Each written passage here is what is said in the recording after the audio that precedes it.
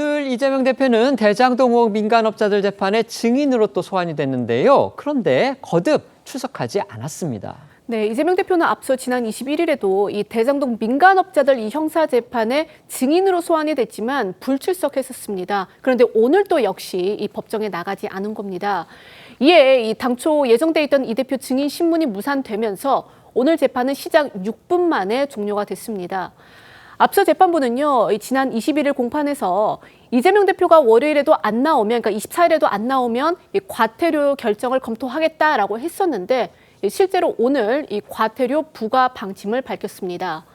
재판부는 증인이 불출석했고 추가로 의견서 낸 것도 없다며 통상 절차에 따라 증인에게 과태료 300만 원을 부과하도록 하겠다라고 했습니다. 이 대표는 이 국회 의정 활동이나 다른 재판 등을 이유로 해서 지난 14일이죠. 이 한 차례 이 증인 불출석 신고서를 제출했던 것으로도 전해졌습니다.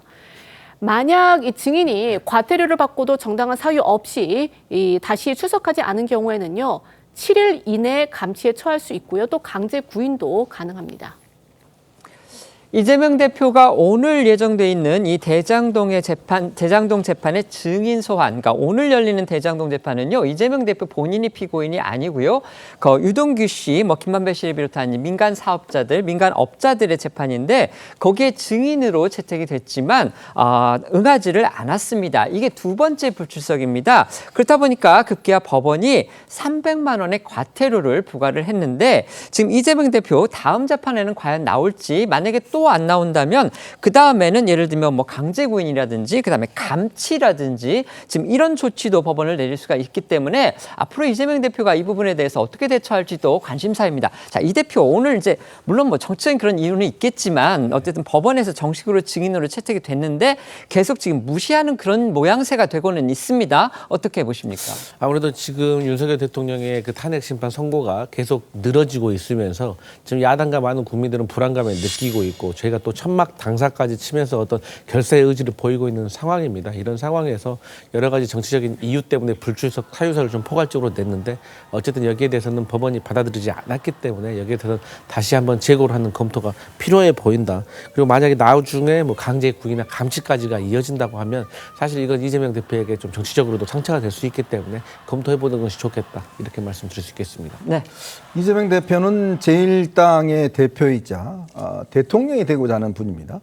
자, 그렇다면 누구보다도 준법 정신이 저는 굉장히 중요하다는 생각이 들겠죠. 즉 법을 만드는 국회의원이자 또 야당의 대표입니다. 근데 이재명 대표가 전과가 4개나 있습니다. 자, 그리고 이 벌금이 300만 원, 과태료가 300만 원, 이게 액수로만 따져보면요, 공직선거법 위반은 벌금이 100만 원 이상만 되면 사실은 국회의원 배지를 뗄 정도고 또 피선거권이 박탈될 정도의 굉장히 중요한 혐의입니다. 과태료이지만 이것 또한 명백한 불법이고, 자, 그렇다면 이런 식이면 다른 사람들은 과연 그런 법을 지키겠습니까?